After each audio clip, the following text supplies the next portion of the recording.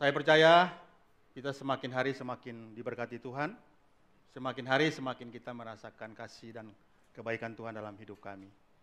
Amin. Nah Bapak Ibu,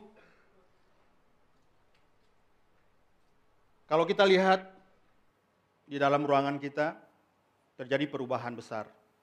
Banyak pohon-pohon Natal, banyak juga ornamen-ornamen Natal lainnya yang membawa kita kepada suasana Natal yang luar biasa dalam kehidupan kita. Itu adalah perubahan yang baik, karena untuk menyongsong Natal memang kita harus mempersiapkannya dengan baik. Tapi itu bukan yang terutama. Kita juga memiliki kostum-kostum yang berbeda. Hari ini saya agak salah sedikit kostumnya. Yang lain merah, saya hijau karena memang saya salah lihat jadwalnya. Jadi mohon maaf buat tim. Anggap aja saya yang salah. Ya, jadi itu baik bagi kita, namun itu bukan yang terutama untuk kita memeriahkan pesta Natal ini. Karena yang terutama dari Natal, dari tahun ke tahun, momen Natal itu, Tuhan ingin kita berubah. Bukan penampilan kita, bukan gaya kita, bukan pakaian kita, bukan style rambut kita. Tapi kita mau berubah dalam kehidupan kita. Hati kita diubahkan, pikiran kita diubahkan, paradigma kita diubahkan. Amin. Itu yang Tuhan mau terjadi setiap tahun. Supaya kita semakin hari semakin berjalan dan goal kita lah semakin serupa dengan Kristus. Itulah goal kita sebagai anak-anak Tuhan. Siapa yang kita percayai kita harus serupa dengan dia.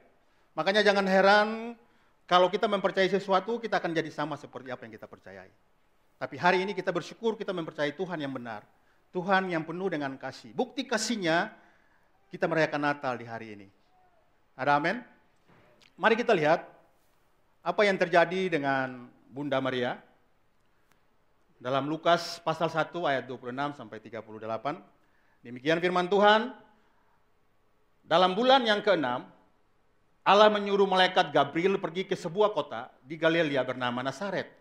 Kepada seorang perawan yang bertunangan dengan seorang bernama Yusuf dari keluarga Daud. Nama perawan itu Maria. Ketika malaikat itu masuk ke rumah Maria, ia berkata, "Salam, hai engkau yang dikaruniai, Tuhan menyertai engkau." Maria terkejut mendengar perkataan itu, lalu bertanya di dalam hatinya, "Apa arti dari salam itu?" Kata malaikat itu kepadanya, "Jangan takut, hai Maria, sebab engkau beroleh kasih karunia di hadapan Allah. Sesungguhnya engkau akan mengandung dan melahirkan seorang anak laki-laki dan hendak engkau menamai dia Yesus. Ia akan menjadi besar dan akan disebut Anak Allah yang Maha Tinggi." Saudara, nanti garis bawahi, saudara perhatikan tanda-tanda yang saya bikin warna yang lain supaya ada penekanan di situ. Dan Tuhan Allah akan mengaruniakan kepadanya takhta Daud, bapa leluhurnya. Dan ia akan menjadi raja atas kaum keturunan Yakub.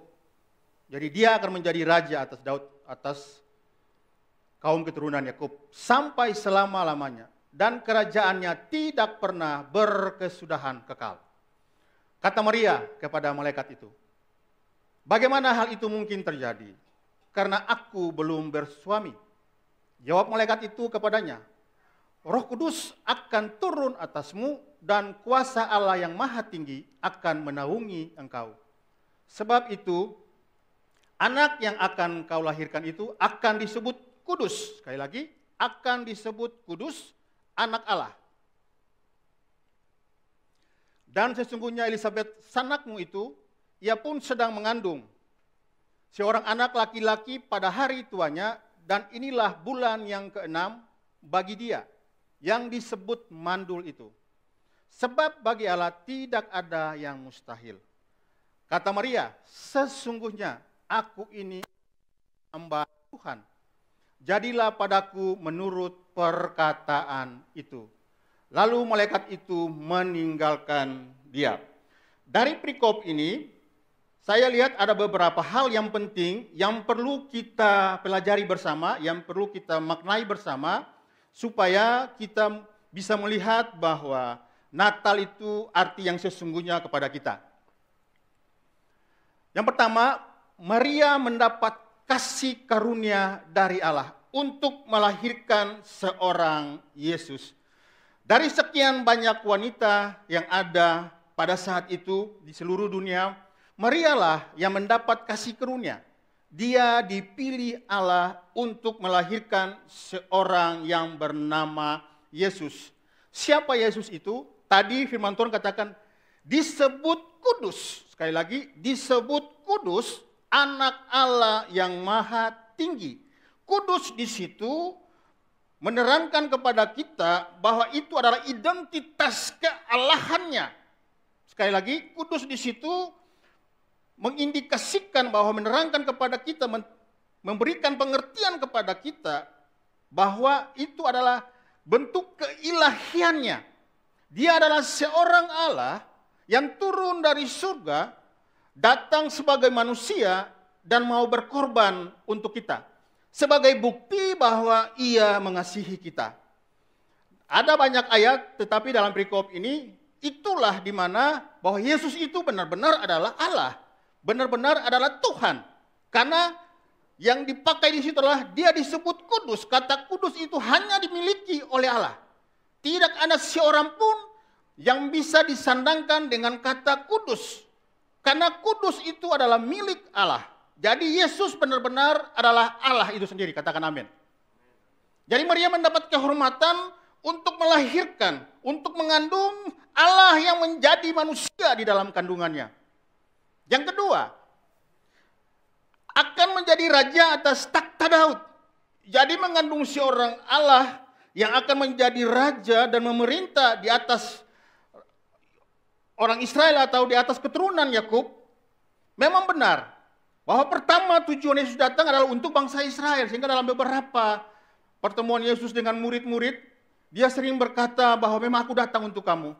Tapi di dalam Yohanes pasal 1 ayat 11 dan 12, di situ dia menerangkan bahwa ia datang kepada milik kepunyaannya, tetapi orang-orang kepunyaannya itu menolak dia.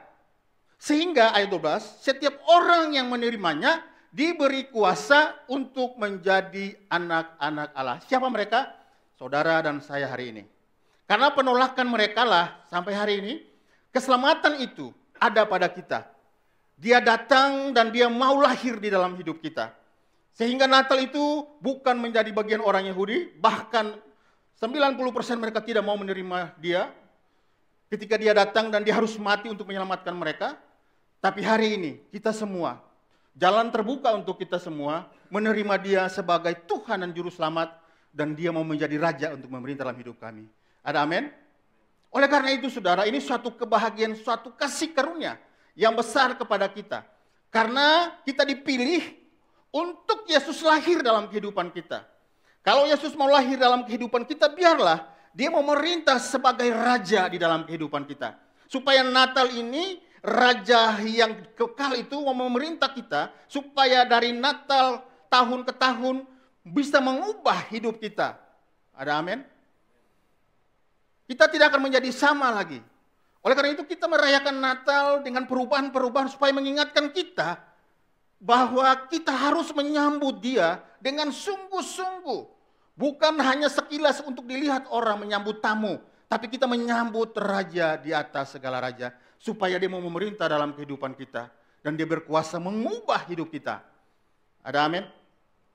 Yang berikutnya, Maria harus percaya tentang berita itu. Walaupun awalnya dia berpikir bahwa ini akan berbahaya bagi hidupnya, karena peraturan di sana, hukum Taurat, bahwa bagi mereka yang lahir di luar pernikahan, resikonya akan dirajam dengan batu sampai mati. Maria khawatir, aku belum bersuami, itu sebentuk ketakutan bahwa kalau sampai ketahuan, bahwa resikonya dia akan dirajam dengan batu. Tapi firman Tuhan katakan bahwa Roh Kudus akan turun ke atas dia dan kuasa Allah yang maha tinggi akan turun dan menaungi dia. Disitulah perkataan itu membuat Maria dikuatkan. Roh Kudus turun ke atas dia. Kuasa Allah yang maha tinggi menaungi dia. Hari ini kita tidak ada ketakutan seperti Maria. Ada amin? Karena bagian Maria adalah bagian Maria. Kita menikmati apa yang ditakutkan oleh Maria. Amin? Kita menikmati Yesus yang dilahirkan oleh Maria. Dalam semua masalah yang dia hadapi. Dia harus lari ke Mesir karena terjadi pembunuhan anak-anak di bawah 2 tahun oleh Raja Herodes. Waktu diketahui bahwa Yesus benar-benar lahir, seorang raja besar telah lahir. Ada saingan di sana, makanya dia memerintah untuk membunuh Yesus. Ketakutan itu ada di pihak Yusuf dan Maria. Tapi hari ini kita tidak memiliki ketakutan seperti itu. Kita memiliki kebahagiaan karena Yesus lahir dalam hidup kita. Amin. Jadi harus percaya.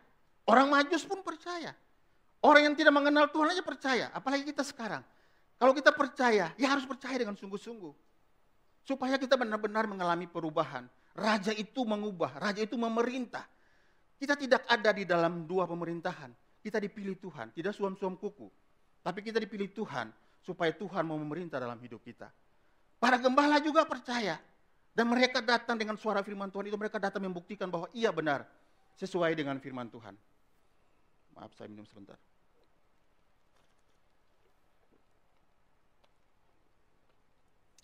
Sesudah Maria percaya, dan apa yang terjadi? Dengan kerendahan hati dia menerima firman Tuhan itu.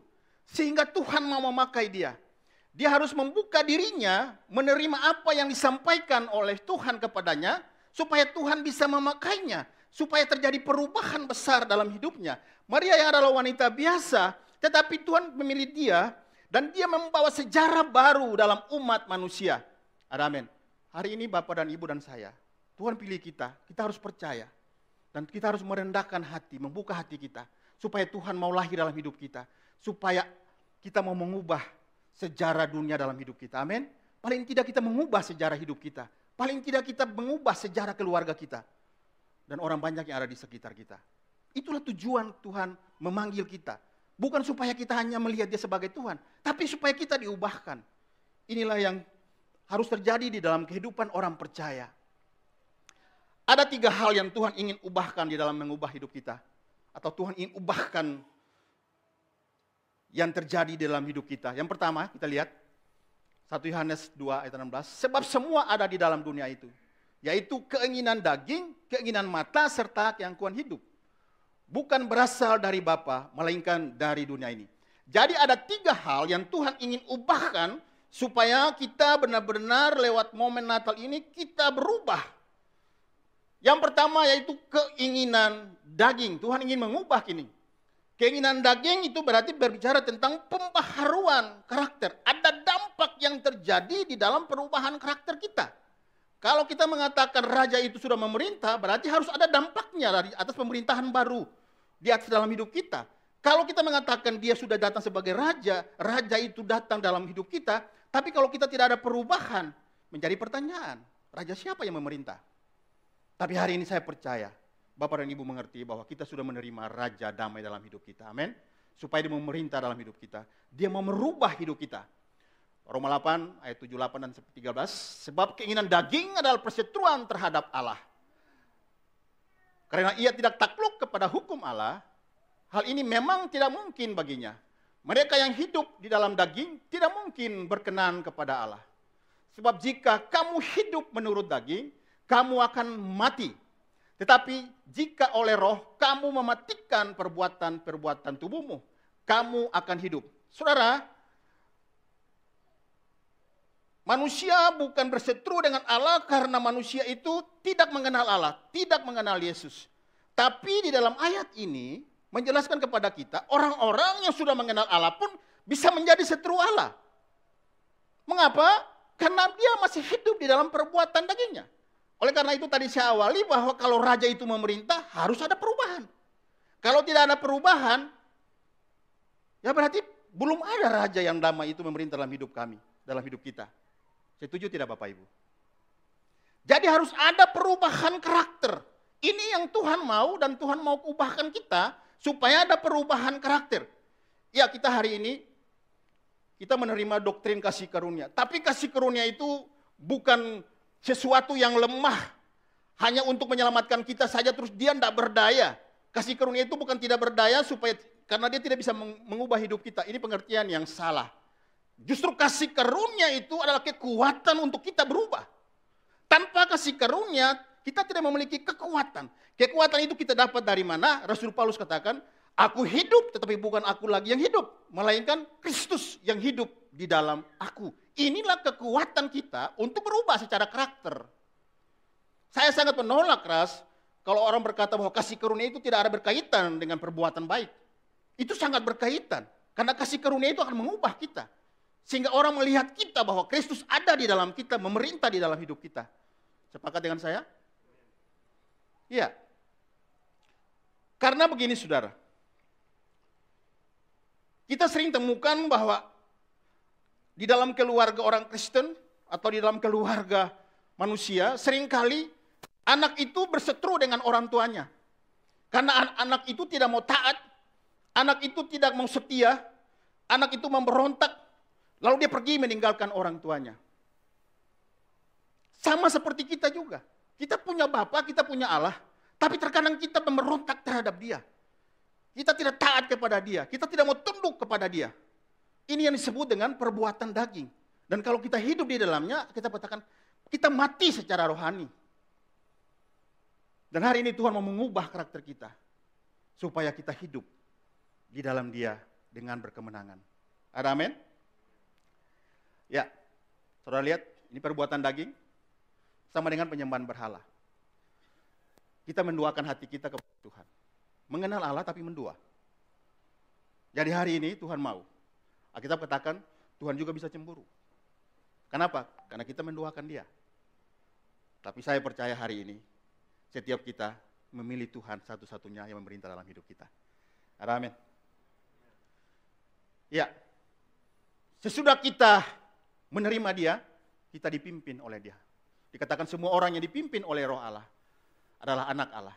Sebab kamu tidak menerima roh perbudakan yang membuat kamu menjadi takut lagi. Tetapi kamu telah menerima roh yang menjadikan kamu anak-anak Allah.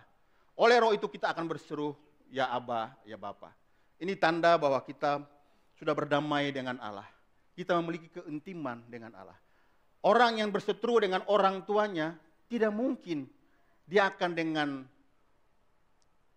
lemah lembut, dengan kasih mesra memanggil bapaknya. Dengan mesra, nggak mungkin. Kalau orang yang masih berseteru dengan orang tuanya, dia tidak akan mungkin berbicara dengan orang tuanya. Apalagi memanggil nama bapaknya dengan mesra. Kata ya Aba, ya Bapa, itu satu kedekatan, bentuk satu kedekatan kita dengan Allah. Satu bentuk damai sejahtera yang ada di dalam hidup kita. Bentuk kehidupan yang penuh dengan ketentraman, dengan kedamaian di dalam Tuhan. Kita bisa dia manggil dia ya Aba, ya Bapa. Karena kita tahu bahwa Dia mengasihi kita. Karena kasihnya itulah kita yang tadi jauh daripada Allah. Hari ini kita sudah dekat kepadanya. Dan terus membangun hubungan yang baik dengan Allah.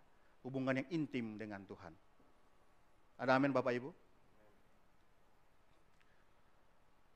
Yang kedua, Tuhan mau kita ada perubahan di dalam cara pandang kita. Tuhan mau supaya mata kita yang penuh dengan hal-hal yang salah dalam melihat, Tuhan mau mengubah kita. Alkitab katakan, mata adalah pelita tubuh. Jika mata itu baik, teranglah seluruh tubuh. Tetapi jika matamu jahat, gelaplah seluruh tubuhmu. Karena itu perhatikanlah, supaya terang yang ada padamu jangan menjadi kegelapan. Pintu masuk utama godaan ada di mata. Sepakat dengan saya? Pintu masuk godaan adalah dari mata. Apa yang kita lihat dengan mata akan berproses di pikiran, lalu akan turun ke dalam hati, lalu kita berkeinginan untuk melakukan sesuatu. Oleh karena itu, kita harus bisa menyaring dengan baik apa yang kita lihat, apa yang kita pandang, memikirkan dengan baik, diproses dalam pikiran dengan baik, supaya ketika dia turun dalam hati, timbul keinginan yang benar di hadapan Tuhan. Bukan timbul keinginan yang sia-sia. Jadi saudara, mata ini adalah pelita tubuh. Kalau mata ini gelap, gelaplah seluruh tubuh. Maksudnya adalah ketika kita melihat hal-hal, lalu kita berpikir yang tidak-tidak, berpikir yang sia-sia, maka kegelapan yang akan terjadi di dalam hidup kita. Tetapi, karena perhatikanlah itu saudara, supaya terang itu mau benar-benar menerangi mata kita. Jadi kita harus benar-benar mempergunakan mata ini dengan benar. Keinginan mata itu sama dengan hawa nafsu mata atau nafsu mata. Jadi keinginan mata itu bukan hal-hal yang selalu salah, tidak. Tetapi maksudnya adalah nafsu mata yang jahat. Nah dari mata ini saudara, kalau kita tidak bisa memprosesnya dengan baik ketika melihat lalu pikiran dengan baik, maka kita akan memiliki pemikiran yang sia-sia. Efesus 4 ayat 7 sampai 17 sampai 20 katakan, sebab itu kukatakan dan kutegaskan ini kepadamu di dalam Tuhan. Jangan hidup lagi sama seperti orang-orang yang tidak mengenal Allah. Dengan pikirannya yang sia-sia dan pengertiannya yang gelap. Jauh dari hidup persekutuan dengan Allah. Karena kebodohan yang ada di dalam mereka. Dan karena kedegilan hati mereka. Perasaan mereka telah tumpul. Sehingga mereka menyerahkan diri kepada hawa nafsu. Dan mengerjakan dengan serakah segala macam kecemaran. Tetapi kamu bukanlah demikian. Kamu telah belajar mengenal Kristus. Jadi pakailah mata ini untuk melihat dengan benar, untuk memperhatikan dengan benar, untuk tahu dengan benar siapa Yesus itu. Supaya dengan mata ini kita dapat diubahkan. Dengan mata ini kita bisa berpikir secara baik. Karena ada orang-orang yang tidak bisa menahan matanya. Sehingga apa yang dia lihat menimbulkan pikiran-pikiran yang sia-sia. Banyak pria yang terikat dengan pikiran yang sia-sia. Kalau kita pelayanan pria, Bapak Ibu, kalau di pelayanan pria di Pria Sejati, kita menemukan ada banyak pria yang mengaku bahwa mereka terikat dengan pikiran yang sia-sia. Punya istri, punya anak-anak, tapi terikat dengan pornografi. Banyak sekali pria-pria yang terikat dengan pornografi. Banyak sekali pria-pria terikat dengan pikiran cabulnya, saudara. Oleh karena itu, saudara, bagaimana kita bisa melihat? Tidak ada salahnya kalau saya melihat dan saya mengagumi kecantikan seseorang. Tidak salah kalau saudara melihat dan mengagumi ketampanan seseorang. Tapi salah ketika diproses dalam pikiran yang salah, maka akan timbul di sana keinginan daging, hawa nafsu di sana. Dan Tuhan sangat menentang hal ini. Supaya kita bisa mempergunakan mata dengan baik. Oleh karena itu dia mau memperbaharui mata kita. Supaya mata kita bisa melihat dengan benar. Mata kita bisa melihat sesuatu untuk kemuliaan Tuhan. Mata kita tidak melihat lalu mengingini sesuatu yang bukan milik kita. Yang berikutnya saudara. Tuhan ingin mengubah keangkuhan kita, tinggi hati kita, kesombongan kita. Yesus berkata begini, dan barang siapa meninggikan diri, ia akan direndahkan. Dan barang siapa merendahkan diri, ia akan ditinggikan. Saudara, Yesus itu tidak hanya pintar berfirman. Yesus itu tidak hanya pintar memerintah. Sama seperti hukum Taurat, dia hanya perintah A, B, C. Tapi Yesus itu membuktikan apa yang dia perintahkan, dia lakukan.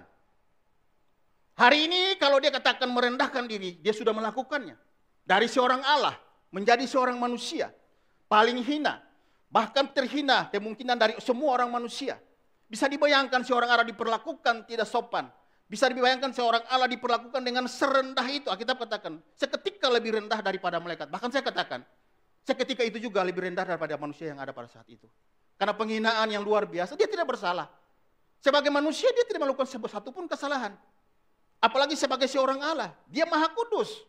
Bagaimana seorang Allah yang kudus, seorang manusia yang tidak melakukan kejahatan bisa dihadapkan kepada hukuman mati. Oleh karena itu Pilatus katakan, aku menyuci tanganku, aku tidak mau berdosa terhadap orang ini. Dia menyuci tangannya, bukti bahwa Yesus tidak ada satupun kesalahan yang ditemukan di dalam dia atas tuduhan-tuduhan orang Farisi dan ahli-ahli Taurat. Dia sudah membuktikannya dan dia mengatakannya. Supaya kita merendahkan diri. Orang yang merendahkan diri akan ditinggikan. Itu bukti. Hari ini Yesus sudah membuktikan bahwa 2000 tahun lalu dia sudah merendahkan diri. Dan hari ini kita bisa mengenal dengan kerendahan dirinya. Itulah kita bisa mengenal kasih Tuhan yang besar dalam hidup kita. Amin. Kalau tanpa kerendahan diri, kita tidak mungkin mengenal Allah itu kasih. Yesus itu penuh dengan cinta. Yesus itu mengasihi kita. Tapi karena dia merendahkan diri, kita bisa melihat bahwa itulah kasih Allah yang sebenarnya. Saudara tidak akan menemukan ini di dalam agama manapun. Orang bicara tentang kebaikan, tapi bukti Allah mengasihi mereka, mereka tidak dapat di dalam kehidupan mereka. Tapi hari ini kita semua dapat. Bahwa bukti Allah mengasihi kita karena dia mau merendahkan diri, berkorban untuk kita. Amin. Yang kedua, keangkuhan hanya menimbulkan pertengkaran, tetapi mereka yang mendengarkan nasihat mempunyai hikmat. Orang yang angkuh, orang yang sombong, suka sekali masuk dalam perdebatan-perdebatan yang tidak relevan. Dia baru tahu sedikit, tapi dia pikir dia tahu banyak. Dia pikir dia udah paling hebat. Dia pikir dia udah paling benar. Dia pikir dia udah paling mengerti dari semua orang. Hari ini kita diajarkan supaya kita memberikan kerendahan hati. Kita tidak tinggi hati. Supaya kita bisa mendengarkan orang lain. Apalagi kita tidak mendengarkan pemimpin kita di tempat ini. Ada amin? Tuhan memilih pemimpin di tempat ini bukan satu kebetulan, tapi memang Tuhan yang memilih. Siapapun yang Tuhan pilih, dalam bentuk apapun, dalam kepemimpinan saudara, di dalam hidup saudara, dalam pekerjaan saudara, dimanapun saudara ada. Ketika Tuhan memilih seseorang untuk memimpin saudara, itulah kepercayaan yang Tuhan berikan kepada dia. Itulah Tuhan berikan suatu penghormatan kepada dia. Dan saya tahu, saya sangat mengerti bapak-bapak yang ada di tempat ini, yang memimpin mengerti tentang hal ini. Oleh karena itu, kalau hari ini kita semua bisa dipercayakan Tuhan untuk memimpin, buktinya bahwa kita pernah merendahkan hati kita dan Tuhan meninggikan kita. Karena orang yang tinggi hati satu saat dia akan direndahkan, bukan oleh Tuhan, tapi oleh keinginannya itu sendiri, oleh keangkuhannya itu sendiri. Jadi jangan salahkan Tuhan di dalam permasalahan kita. Kita meninggikan diri, satu saat juga kita akan menjadi rendah di hadapan mata orang dan akan menjadi olok-olokan ketertawaan di dalam kehidupan kita di depan banyak orang. Dan hari ini Tuhan mengajari kita supaya lewat Kristus, lewat kasih Kristus, lewat kerendahan hati Kristus, kita bisa berubah. Karena itulah kita menikmati Natal hari ini. Ya, sesudah kita diubahkan Tuhan, Tuhan mau kita hidup di dalam karakter dan nilai-nilai kerajaan Allah yang baru. Hidup dengan karakter anak-anak Allah. Kalau saudara hidup dengan cinta kasih, saudara hidup dengan kasih mesra satu terhadap yang lainnya, saudara bisa hidup dimanapun itu, dalam pekerjaan saudara, di dalam keluarga saudara, di dalam komunitas-komunitas saudara yang lainnya. Kalau dasarnya adalah kasih tulus dari hati nurani kita yang paling dalam, maka saudara yang akan tercipta adalah sukacita dan damai sejahtera. Tidak mungkin ada sukacita dan damai sejahtera dalam komunitas kita, dalam gereja kita hari ini, kalau tidak diawali dengan kasih mesra antara satu dengan lainnya. Oleh karena itu mari kita hidup dengan kasih mesra, supaya kita akan melihat sukacita dan damai sejahtera itu muncul di dalam keluarga kita setiap hari. Setiap saat ada sukacita, ada kegembiraan, karena hidup kita memang penuh dengan kasih, penuh dengan cinta satu dengan lainnya. Orang yang sabar akan sukses dalam segala usahanya dan pekerjaannya. Tidak mungkin orang itu kalau mengerjakan sesuatu ketika dia tidak sabar, tidak mungkin dia akan sukses di dalam usahanya. Jadi dalam usaha kita, ketika kita sabar, kita akan berhasil di dalam usaha kita. Kita akan berhasil di dalam pekerjaan kita. Hanya karena sabar. Oleh karena itu sabar adalah bentuk kasih yang pertama. Kasih itu sabar. Karena tanpa kesabaran, ya kita tidak memiliki kasih. Yang berikutnya saudara, kemurahan hati. Orang yang murah hati, yang berakal budi, menunjukkan kecerdasannya, menunjukkan kemampuannya untuk berhubungan dengan orang lain, saudara. Itu kemurahan hati. Orang yang tidak mampu mengaplikasikan kemurahan hatinya, itu bukti bahwa dia tidak memiliki kemampuan untuk hidup bersama-sama dengan orang lain. Yang berikutnya, kebaikan adalah kebijakan. Bukti bahwa orang itu bijak. Orang kalau bijaksana, saudara, maka terlihat semua kebaikan di dalam hidupnya. Orang boleh pintar, orang boleh cerdas, tapi kalau tidak ada kebajikan, dia tidak bijaksana, maka semuanya akan hilang. Kesetiaan berbicara tentang iman kita. Dan orang yang setia selalu akan mendapat kepercayaan lebih daripada orang lain. Ada amin? Tidak mungkin pemimpin kita memilih kita untuk sesuatu yang besar, mempercayai kita sesuatu besar, tanpa dia melihat kesetiaan kita. Tanpa dia melihat kesungguhan kita. Tanpa dia melihat dedikasi kita ketika kita ada bersama-sama dengan dia.